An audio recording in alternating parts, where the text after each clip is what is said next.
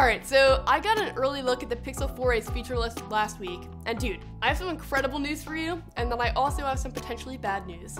So this video is going to be my overall first impressions and first thoughts, and I will have a full review and camera comparisons coming. So if you watch this video and you're like, hey, I like what you make, you should totally subscribe and turn on the bell notifications so you don't miss these videos. But this is just my first thoughts, and we're gonna hop right into it, and then address the potential red flags in a little bit.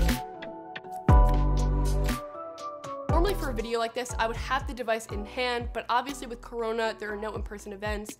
So I'm actually not getting my device until August the 3rd, the day that this video is releasing. And this is actually one of the rare occasions where there's a ton to talk about without even having the phone in studio. So I figured what better way to spend this weekend than drinking a cold brew and talking tech with you. So I'm excited, there's definitely a ton to talk about here. Pixel 4a is entering this really interesting part of the market, which is like the mid-range phones, and there's a ton of competition there now. We have the iPhone SE2 and the OnePlus Nord, and I think that Google knows that, and they were extremely intentional with the price of this phone and the announcement date of this phone. It's coming out one day before the OnePlus Nord goes on sale. So this is actually really great for consumers because it creates a lot more market competition. And I think that there are going to be certain places where the Pixel 4a excels and beats the iPhone SE2 and the OnePlus Nord, and we'll discuss this in this video. But there are also other areas where the OnePlus Nord and the iPhone SE2 perform better. Let's start with the build on the Pixel 4a. So it's a unibody design made of polycarbonate, and its cover is Gorilla Glass 3, and it comes in the simple just black color. So unsurprisingly, again, it's not about the build. It does have a headphone jack though, which is huge, and I can see a lot of consumers being super amped about that. And it has USB Type-C with 18-watt fast charging, and that charger is included in the box. There is a fingerprint sensor on the back, which Google is dubbing Pixel Imprint, which, like, why not just call it a fingerprint sensor? I feel like that's a little unnecessary, but whatever, I'm happy to see it. And we see it a lot of times on more budget phones. The in-screen fingerprint sensors are not as good. They're a lot more slow and less reliable, so I'm happy that Google went with a physical one on the back rather than a cheap one under the display. The actual display looks pretty promising as well. It's a 5.8-inch OLED screen with a PPI of 443, and it has a hole punch cutout for the one selfie lens. The other specs on the phone are also pretty good, but they're definitely not out of this world. So it has a Snapdragon 730G processor clocked in at 2.2 gigahertz, which is not excellent, but I don't think that it will like severely hold the phone back. And the phone does have 6 gigabytes of RAM and 128 gigabytes of storage. And Pixel phones in the past have struggled with RAM management, so it is really exciting to see that the Pixel 4a is getting the same amount of RAM as the regular Pixel 4. And this is where the first comparison with the OnePlus Nord starts showing up.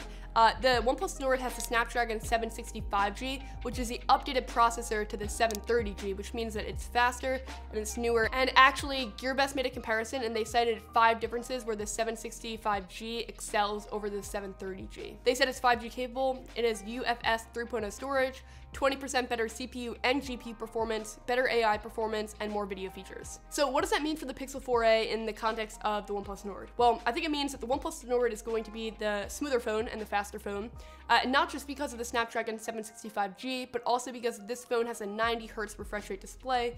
And it makes sense that OnePlus would focus on that because their tagline is fast and smooth. That was an area of focus for OnePlus. I don't think it was an area of focus for the Pixel 4a. They just want it to be like good enough so then the other features can run and excel on the phone. So if the OnePlus Nord is probably going to take the crown for performance, you may be asking, what is a Pixel 4a going to take the crown for? And I think it's going to take the crown for 3 main areas. First one is the audio experience, because it has both a headphone jack and a stereo speaker system versus the one mediocre one on the OnePlus Nord. It's going to also probably take the cake in terms of software and intelligence AI features. And then the third area would be the camera. Oh, and then the price as well. The price is definitely really enticing because it is cheaper than the OnePlus Nord. So you can't really talk about a Pixel without talking about its software. So I'm gonna start there. And there are so many new software features. Even though GearBest said that the other chipset would be better for AI, there are still a ton of AI features. So the main areas of software I'm gonna focus on are kind of like the heavy hitter areas: AI, Google Assistant, and online storage. But there are so many other areas. So if you wanna see a full video on the software on the Pixel 4a, let me know with a comment below. But we gotta start with live captions, and live captions is basically the phone's ability to, in real time, caption content that's on your phone, even content that you record yourself. And the key here is that they're keeping your privacy in mind, so nothing ever leaves the device. You do not need an internet connection for it.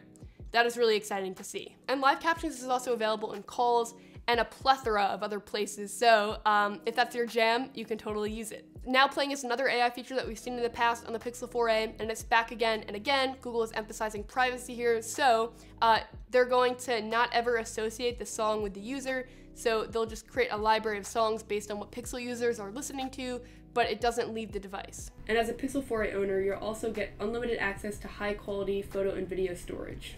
And then the last one kind of smoothly transitions us into Google Assistant, and it's the ability to say, hey Google, start a recording. And there are actually so many ways to get Google Assistant activated this year. It's a lot easier. You can swipe in diagonally, you can just call for it. But the Pixel 4a is losing a feature that I actually really like, which is Active Edge, and it's the ability to squeeze the phone to activate Google Assistant. The Google Assistant is awesome though. It has call screen for the US and Canada, and it's basically the ability for the assistant to answer a call for you and give you real-time transcription, so you can kind of see if it's a spam call, if you want to answer it, write a message back to them, etc. That's a really cool feature, and it will definitely save a ton of people a lot of time. Also, I want to note here that if you ever see me like look at the screen, it's because I want to make sure that I'm getting the specs 100% correct for you. And I'm using the OnePlus Nord because that's the Android phone I've been testing, but when my Pixel 4a comes in, I'm going to be switching to that. All right, that's it for Google Assistant right now. There are a ton of other Google Assistant features though, so if you want a full video breaking them down, let me know with a comment below. But let's move on to the camera, which I think you've probably all been waiting for. And I think that in this area, Google is going to slam the OnePlus Nord, because if you've watched any of my OnePlus Nord content, you know that this phone is pretty solid, but the camera is by no means excellent. And the Pixel 4 had an excellent camera, and it seems like we're going to get a really similar setup on the Pixel 4a. Google has said that they're going to be bringing a lot of the features from the Pixel 4 to the Pixel 4a. So night sight's back again, there's live HDR plus with dual exposure, and there's super res zoom, which was introduced with the Pixel 3. But this brings us to issue number 1 and red flag number 1, and it's the fact that there was only one lens on the rear of this phone, and that's kind of been Google's shtick for a while, almost to the point where it kind of feels like a point of pride, like them saying, look how much better we can do than your phone that has 4 cameras with just the one. But I feel like at this point, we know you Google, we know you could do a great job with computational photography. It'd be really nice to have another lens for ultra wide.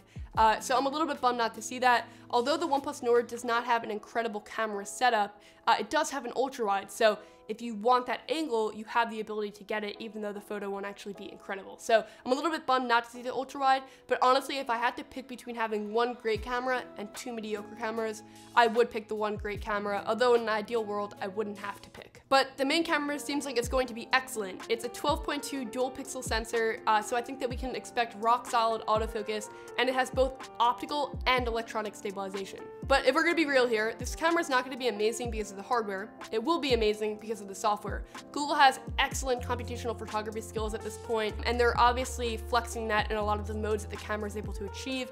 And I tested the Pixel 4 a few months back, and that camera was excellent with computational photography. Like sometimes I would snap a photo and it wouldn't look amazing, and then it would get edited and it would look fire. So that's all to say that there's an incredible amount of hype around this camera system, and I'm really hoping that it lives up to that hype. But I think that the main red flag and the main disappointment that we'll see is that there's a lack of lens diversity again. So having that one amazing lens will be great, but if you wanted to get excellent zoom or a really ultra wide shot, like you just can't get that on this phone. Only time will tell if that really matters in daily use, and I'm gonna let you know that. So if you want to subscribe to the channel to see that video, you totally should. If you want to check out my review of the Pixel 4 just to see what those photos looked like, you can click right here. And if you want to see the camera comparison I made with the OnePlus Nord, you can click right here, subscribe right here, and I'll catch you on the next video. I hope you just like this casual one. Thanks so much for watching. Bye.